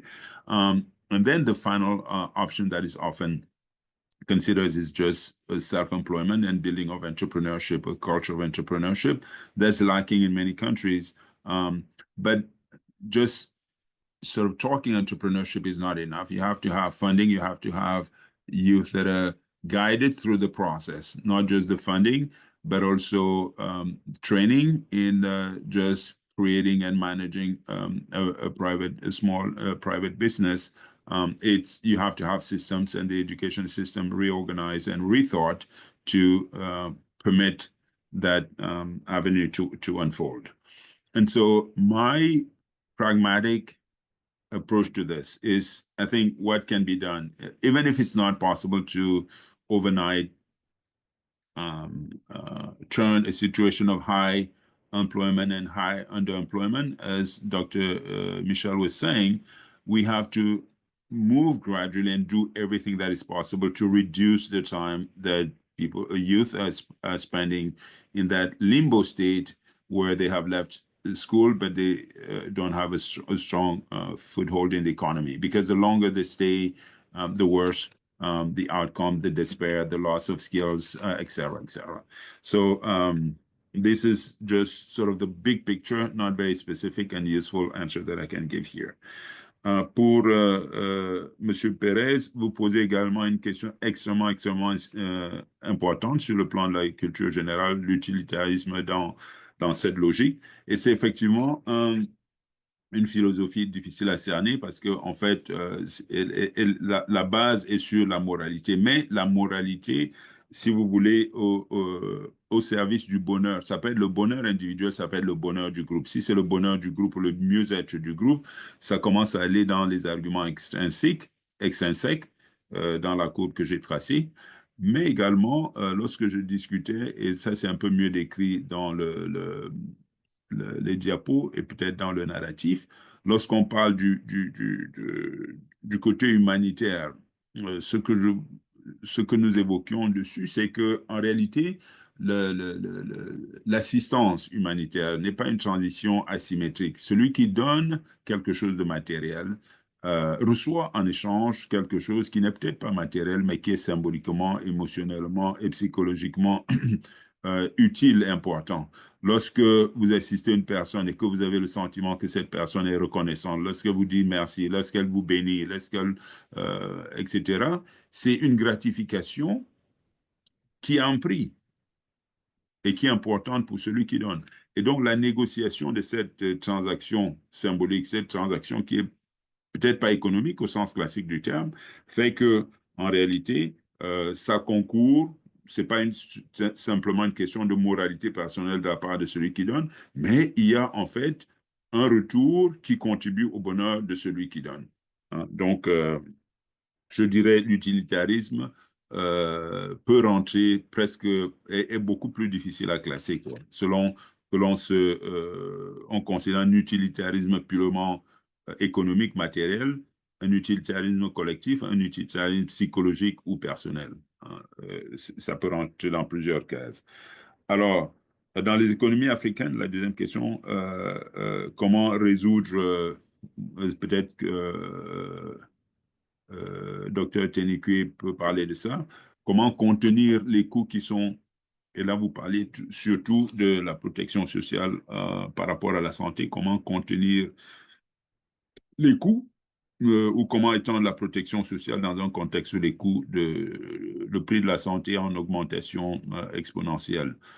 C'est une équation extrêmement difficile à résoudre et les réactions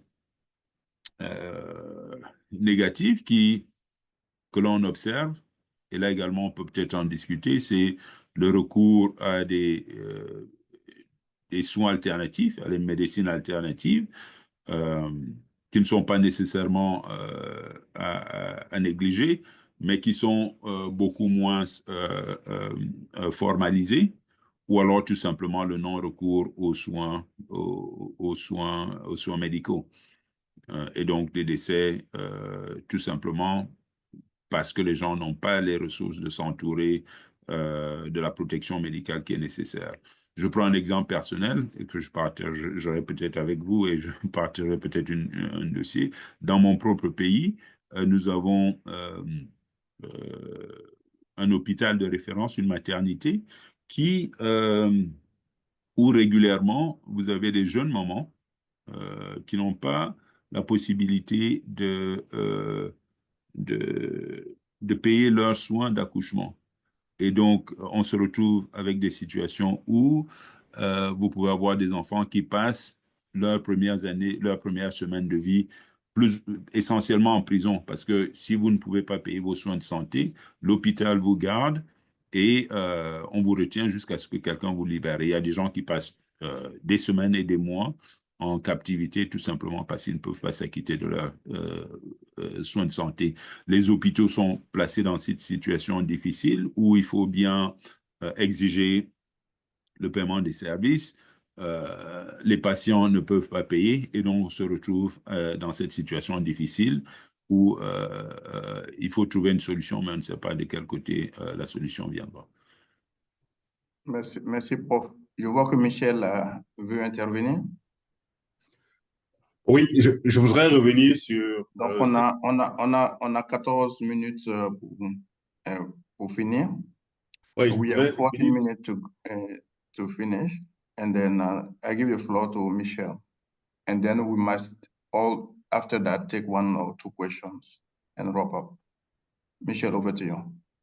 Oui, merci. Je voudrais juste revenir sur cette question du financement de la protection sociale, bien entendu, et de l'utilisation des ressources qui sont disponibles au sein de la protection sociale.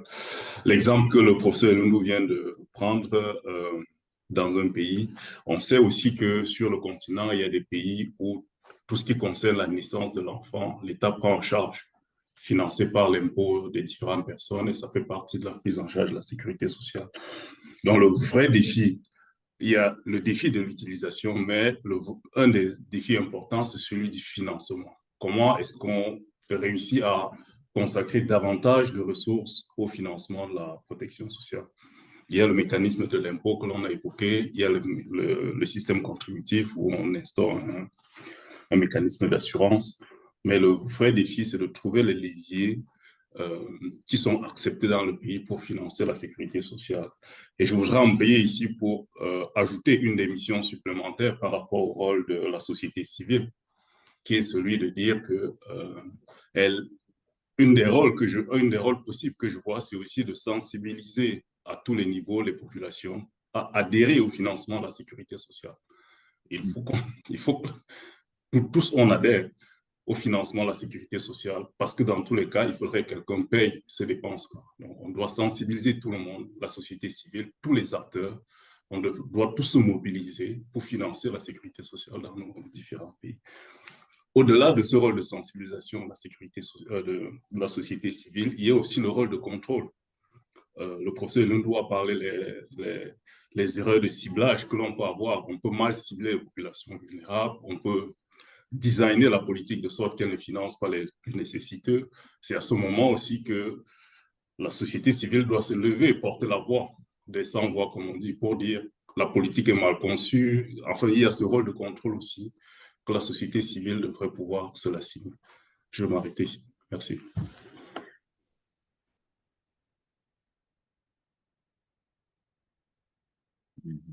Merci, Michel. Je pense que je vois le professeur Latif qui a sa main levée, mais avant de lui donner la parole. Donc, ces questions sont vraiment instructives. Vous avez parlé de la question du financement. Elisa parlait tantôt de la question de l'emploi. Vous avez parlé de la question de l'impôt. Donc, ce qui dit que nos défis sont vraiment tous les défis sont intégrés pour trouver le financement nécessaire. La CEA fait la promotion de les pays africains de ce qu'on appelle la transformation structurelle. Parce qu'il faut créer les emplois nécessaires pour mettre nos cadres, nos jeunes au travail. Sinon, les impôts, si vous n'avez pas les ressources nécessaires, ça va être difficile. Donc, alors que le continent a de fortes potentialités. Donc, il y a plusieurs recherches qui ont été faites, voilà, qui seraient disponibles aussi, donc à partager avec vous dans ce sens. Je laisse la parole au professeur Latif. Donc, nous avons professeur Latif à vous. Vous pouvez intervenir. Merci. Bonjour à toute l'assistance. Bonjour à Prof. Lundu, Michel et toute l'équipe de la CEA. Bakary aussi pour pour ce cours. Donc, j'ai vu qu'il y a eu des questions. Je voudrais juste intervenir sur les aspects de care économie. Parce qu'il y avait une dame qui avait posé cette question, et puis aussi tout ce qui a rapport avec le financement de la protection sociale ou de la sécurité sociale. Voilà, donc c'est juste pour dire que, bon, sur un plan purement empirique, c'est que c'est quelque chose qui est très difficile. Quand on voit les mécanismes par lesquels on peut financer, ce qu'on va dire, ce que nous on appelle par exemple le déficit de cycle de vie, c'est-à-dire le fait qu'il y ait des personnes vulnérables, que ce soit à l'enfance ou à la jeunesse, et de l'autre côté, les seniors pour le troisième âge. Donc, les mécanismes de financement c'est pas évident. Soit on va utiliser les revenus du patrimoine, on va désépargner, ou on va utiliser les transferts, par exemple. Les transferts venant de la diaspora, ou les transferts même à l'intérieur de nos pays aujourd'hui avec on appelle ça, les transferts rapides que les gens font. Mais la question principale qu'on voit, c'est que je pense que le prof Parfait en a parlé, c'est les questions au niveau des solidarités, surtout solidarité générationnelle ou la solidarité africaine. Parce que ce qu'on observe, les évidences que nous avons, parce qu'il y a d'autres cours qui vont venir, bon, d'autres cours dans ce module, c'est qu'on observe qu'il y a un essoufflement toutes les formes de financement classique. Parce que tout ce qu'on dit, les impôts, etc., ça passe par les mécanismes de marché, où c'est l'État, où c'est le marché. Mais ce qu'on observe, c'est que quand vous regardez l'Afrique, par exemple, je vais m'arrêter sur ça. L'Afrique, on voit que si on prend les gens qui sont au village, ils ne travaillent pas. Ils ne peuvent pas cotiser. Donc, ils n'ont pas un système de retraite, comme on va dire, que ce n'est pas contributif, etc. Mais quand même, les gens arrivent à s'en sortir. C'est-à-dire qu'il y a des mécanismes liés des mécanismes de transfert générationnel ou intergénérationnel, intragénérationnel qui existent, par lesquels les gens arrivent à financer la demande sociale, c'est-à-dire cette protection sociale-là. Donc, moi, je voudrais vraiment attirer l'attention des auditeurs sur le fait que il y a une partie, et je pense que c'est ce que le prof disait ici, il y a une bonne partie des questions de solidarité générationnelle, de solidarité en gros, qui se passent dans nos pays, qui sont basées sur les contrats implicites qu'on ne voit pas, et sur le fait que, bon, on n'arrive même pas encore à les mesurer de façon vraiment, de les quantifier, mais c'est beaucoup de ressources. Bon, nous, on a essayé de faire des quantifications qu'on va montrer dans le cas de care économie, etc. Donc, dans le cadre de ce module, mais je voudrais juste intervenir par rapport à ça pour dire que beaucoup de choses, en tout cas, les évidences que nous avons trouvées pour plusieurs pays en Afrique, c'est que c'est les ménages ou les familles qui financent la sécurité sociale. C'est eux qui le font. Voilà, je vais m'arrêter là. Merci. Merci, prof. Nous avons 5 minutes pour finaliser. Donc, je vais donner, mais pour dire à tous les participants, nous aurons encore des sessions live. Vous avez déjà, pour vous, il faut aller sur la plateforme de l'IDEP. Il faut essayer donc de faire des RI. Donc, il y a des PowerPoints qui ont été commentés. Vous allez voir toutes ces informations. Vous avez aussi les références qui sont là. Et vous aurez l'opportunité de changer sur cette plateforme avec les questions que vous n'avez pas pu poser ici, sur cette plateforme. Et donc, l'équipe des instructeurs se fera le plaisir de répondre à ces questions. Donc, je vais laisser l'opportunité pour 1 minute chacun à Yao, Ndri et Amadou Traoré pour poser leurs questions. Et ensuite, je donnerai la parole au professeur Parfait, donc de tirer les conclusions. Yao Ndri, vous avez 1 minute parce que nous avons quasiment fini. Yao Ndri? Bonjour, c'est Ndri Joachim, oui. Merci. Donc, Joachim Ndri, allez-y. Merci à l'ensemble des professeurs pour leur intervention. Et je suis médecin préventeur à la Caisse nationale de prévoyance sociale Côte d'Ivoire. Donc, au cours de la présentation, il a été souligné que l'un des objectifs de la protection sociale, c'était de réduire les vulnérabilités. Dans le même temps, un modèle moderne de la protection sociale était basé sur l'emploi soutenu par l'État. Je voudrais savoir, parce que l'emploi lui-même génère des risques professionnels comme les accidents de travail et maladies professionnelles. Donc, est-ce que au cours des prochains modules, nous allons aborder aussi la question des bonnes pratiques et des aspects liés à une meilleure gestion des accidents de travail et maladies professionnelles dans le cadre de la protection sociale? Donc, c'était là ma question. Merci. Merci. Amadou Traoré, pour la dernière question. Alors, bonjour à tout le monde. Bonjour aux formateurs. Je vous appelle depuis la Guinée. J'ai une seule question à poser.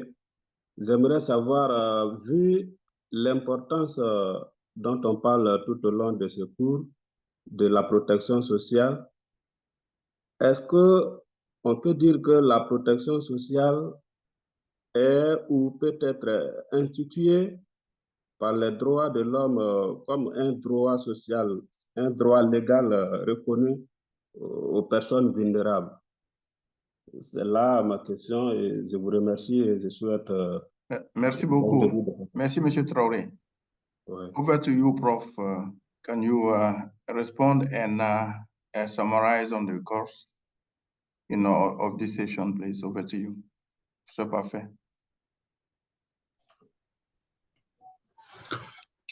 Maybe if Parfait is not there yet, Parfait is not here, Michel, over to you.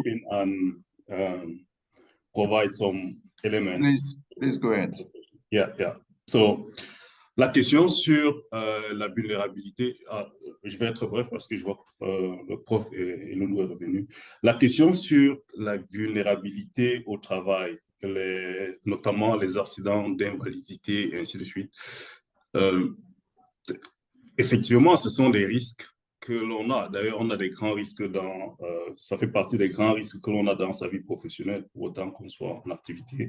Il y a le risque de perdre son emploi, il y a le risque de devenir invalide, soit à travers son emploi ou à travers d'autres dispositions. Ce sont des risques auxquels un système de protection sociale doit intégrer au moment de sa conception même. Donc, en principe, lorsque un pays pense à mettre en place un système de protection sociale, les grandes questions sont celles-là. Quelles sont les principales vulnérabilités? Quels sont les risques auxquels on voudrait protéger les gens si le risque se réalise? Il y a les risques de maladie et notamment les risques d'invalidité liés à un accident de travail puis aussi une maladie. Ça, ce sont des principaux risques. Et il y a le vieillissement aussi. C'est pour ça que dans tous les systèmes de protection sociale, on met ce qui va se passer lorsqu'on va cesser de travailler dans le système de pension. Ça fait partie de tout le corpus. Et le périmètre de ce corpus-là doit se définir dans un consensus, dans une sorte de contrat social que chaque pays définit pour lui-même. Et la discussion de ce contrat social-là, ou bien les conclusions de ce contrat social-là doivent être partagées. Et dans ça, chaque segment de la société devrait jouer son rôle. On a parlé des ONG, enfin, toutes les institutions doivent jouer leur rôle. Et une fois que le contrat social est défini, nous devons aussi garantir qu'il existe à travers toutes les générations, donc qu'il intègre toutes les générations et qu'il n'est pas lié au cycle politique. Donc, on doit aussi pouvoir définir un cadre institutionnel pour lequel ce contrat social est maintenu dans le temps, bien entendu en prévoyant qu'il puisse s'ajuster pour corriger les tirs, s'il y a des erreurs de ciblage, des erreurs de navigation, ainsi de suite. Donc, c'est peut-être l'élément que je voudrais ajouter par rapport aux risques liés au travail. Je vais m'arrêter là. Merci beaucoup. Prof, Parfait, over to you. Can you wrap up this session? Yes, thank you. Merci à tout le monde pour les questions qui ont été posées. Pour le médecin Ndri, la question des risques liés au travail et la protection par rapport à cela est abordé de manière relativement tangentielle. Peut-être que nous allons essayer de l'approfondir lorsqu'on étudie les risques à travers le cycle de vie. Quels sont les risques qui se posent pendant l'enfance, la jeunesse, l'adolescence, l'entrée en fonction, et maintenant pour les travailleurs, en contexte de divorce et séparation, etc. Donc, on a une analyse sur le cycle de vie, mais qui n'entre pas vraiment en profondeur sur les accidents de travail. C'est un aspect à approfondir. Pour la protection comme droit, c'est effectivement un texte qu'on devrait peut-être établir de concert avec le directeur de SO, pour que nous puissions voir d'un côté la position des Nations Unies, quels sont les textes et la formulation de ces droits, et maintenant au niveau des États, quelle est la reconnaissance effective de ce droit à la protection sociale, en quel terme elle est formulée, pour que nous puissions apprécier dans quelle mesure il y a variation à l'intérieur de l'Afrique dans la reconnaissance de ce droit à la protection sociale. Donc, pour moi, ce premier cours est absolument enfin, les questions ont répondu à beaucoup de nos attentes et nous permettent de compléter un peu ce que nous avons prévu. Tous les trois, nous allons nous atteler à faire le résumé des questions et vers la fin, essayer de trouver une manière de répondre de façon plus entière dans la conclusion aux questions qui vont nous être posées, non seulement aujourd'hui, mais dans les autres sessions live qui vont suivre. Merci, prof. Je donne la parole à Aïssé Nambou, s'il y a des éléments rapidement. D'accord, merci beaucoup. Bon. C'était une session très intéressante, vraiment. Enrichissante, je dirais plutôt. Donc, en fait, c'est juste pour dire qu'on va partager l'enregistrement, voilà, et que je reste disponible pour répondre aux besoins des apprenants, voilà. C'est tout ce que j'avais à dire. Sinon, on va essayer de régler le problème parce qu'il y a beaucoup de gens qui voulaient se connecter et la capacité elle est limitée. Donc, on va essayer de régler ce problème pour la prochaine session. Merci, Bakary. Sur ce, merci beaucoup à tout le monde et à la prochaine. Au revoir. Merci. Bonne journée. Bye bye. Okay, thank you, everyone. Next week.